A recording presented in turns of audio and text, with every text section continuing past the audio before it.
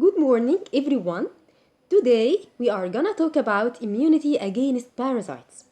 Parasites are classified into helminthes, which are big worms, and protozoa, which are unicellular organisms. Immunity against protozoa depends mainly on cell-mediated immunity and the macrophages. However, helminthes are too large to be phagocytosed, so the most important cell that acts as the main soldier against worms is eosinophil. It comes and secretes what? Toxic products onto the big worm to dissolve its wall, so the worm die. Also, it secretes mediators that cause allergic manifestations. So, in any helminthic infection, we will find allergic manifestations and eosinophilia in the blood picture.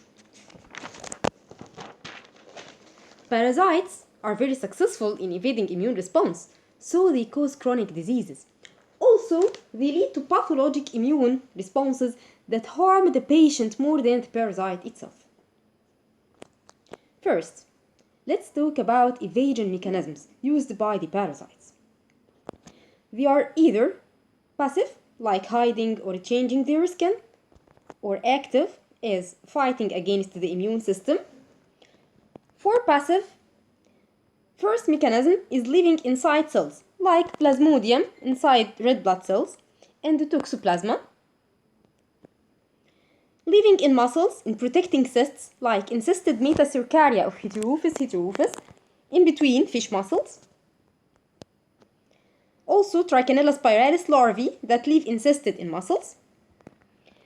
The large worm, like Ascaris, are not easy to be attached. Continuous changing of the parasite site make it inaccessible to immune system, like Ankylostoma duodenale, that it changes its attaching site to intestinal mucosa continuously, and also larva migrans. Another mechanism is antigen disguise, like Schistosomula. Schistosomula cover itself with blood group antigens, so the immune system recognizes it as self-antigen. Another important mechanism is antigen variation, used by Plasmodium, but mainly by African Trypanosomes. Trypanosomes, the cell membranes, are covered completely with molecules called variant surface glycoproteins, forming a coat around the parasite. The immune system releases antibodies against those molecules. Trypanosomes have more than 1,000 different genes that code for different molecules, more than 1,000 different molecules. When they feel unsafe, they switch to another different type of surface antigens and shed the old ones in the bloodstream to combine with the antibodies, forming immune complexes away from the parasite. The immune system forms new antibodies, and so on. By the way, the formed immune complexes are very harmful to patients and share in the dramatic fatal pathogenesis of the African trypanosome. Antigen shedding. Shed their antigens continuously, so antibodies attack those antigens away from the parasite. It occurs in Schistosoma mansoni, Plasmodium falciparum, Entamoeba histolytica, and Trichinella spiralis. Antigen mimicry occurs in Schistosoma. Schistosoma carry antigens that resemble self-antigens. So the antibody will be confused and attack body cells instead of schistosome. Those are passive mechanisms for immune evasion. Active mechanisms. First, antibody cleavage by proteases, secreted proteases. Trypanosoma cruzi do that. Stimulate secretion of blocking antibodies. The useful antibodies against schistosoma are immunoglobulin E and immunoglobulin G, as they stimulate eosinophils and the cells that share an antibody-dependent cell-mediated cytotoxicity. So, schistosoma stimulate IgM secretion, which attach to schistosoma antigen and block the site for IgE and IgG, and do nothing to schistosome.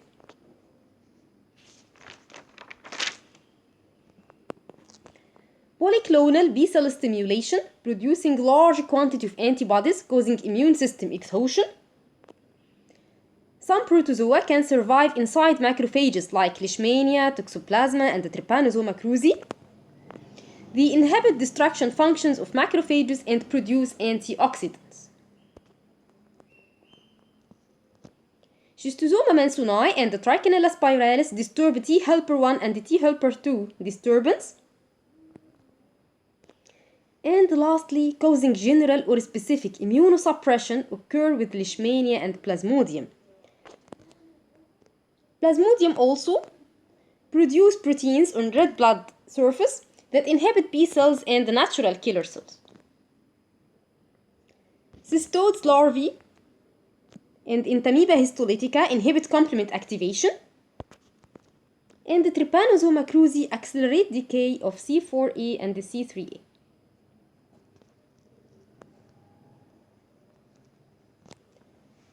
The next important topic to talk about is mechanisms of immunopathology caused by parasites. Type 1 hypersensitivity reaction mediated by immunoglobulin E and mast cells releasing mediators as histamine causing asthmatic attacks and hypotension that occur mainly with helminthes. Fatal anaphylaxis can occur with rupture hydatid cyst or rupture of Medina word. Also, migrating larvae of intestinal nematodes and the visceral larva migrans cause allergic reactions in the lungs. Dermatitis occurs with the swimmer's itch of schistosoma and also with insect bites. Type 2 hypersensitivity reaction occurs with Plasmodium. Antibodies released attach to red blood cell surface and activate complement causing lysis. Or activate macrophages causing phagocytosis and EDCC contribute to EDCC. This process occurs in infected and non-infected red blood cells. Type 3 hypersensitivity reaction with immune complex deposition occurs with Plasmodium malariae causing nephrotic syndrome and hypoproteinemia. Also occurs in acute schistosoma causing serum sickness known as Katayama fever. Type 4 delayed type hypersensitivity reaction is the main pathology caused in schistosomiasis, granuloma formation around the deposited eggs in the urinary tract, intestinal wall, and liver. Autoantibodies due to antigen mimicry occurs in Trypanosoma cruzi. When antibodies attack heart, also in malaria, antibodies attack red blood cells, infected and normal red blood cells causing severe anemia. Lastly, immunosuppression occurs in visceral leishmaniasis. Now, let's talk about immunodiagnosis. Why immunodiagnosis? The gold standard in parasitic diagnosis is direct diagnosis to see the parasite. However, sometimes it is hazardous or impossible, so we better do immunodiagnosis. As in early helminthic infections, still no ova deposited. Chronic fascioliasis or schistosomiasis, where tissues are fibrosed and no ova present in stool or urine. When parasite number is very low, as in low parasitemia in malaria.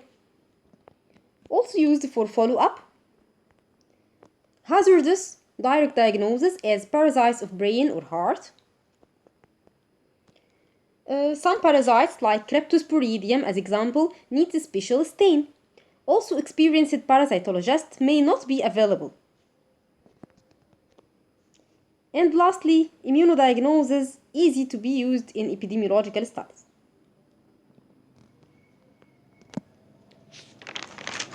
What are the available tests? Serology, search for antigens or antibodies in patient serum. Antigen is better in immunosuppressed when immune system is not working properly. Detecting coproantigens in stool is used in diagnosis of intestinal protozoa. Also, rapid blood dipstick tests are available for detecting antigens of malaria and Bancroftian filariasis. Skin tests can be used by injecting parasite antigens and observe appearance of skin reaction, either immediate reaction within 15 minutes or delayed reaction after 48 hours. However, skin tests are not sensitive or specific. Skin test reactions don't differ old from recent infection. Also, skin tests can precipitate hypersensitivity reactions. To interpret antibody tests, in any infection, first immunoglobulin M appears, rise, and decline shortly after infection. Then immunoglobulin G starts to rise, reaches peak, and remain for years. So, in acute infection, there is high immunoglobulin M, rising titer of immunoglobulin G, and the presence of antigens. In chronic infection, there is no immunoglobulin M, stable or declining immunoglobulin G titer. In congenital infection, there is immunoglobulin M in baby's serum because only immunoglobulin G passes through placenta. So immunoglobulin G in baby's serum doesn't confirm a baby's infection.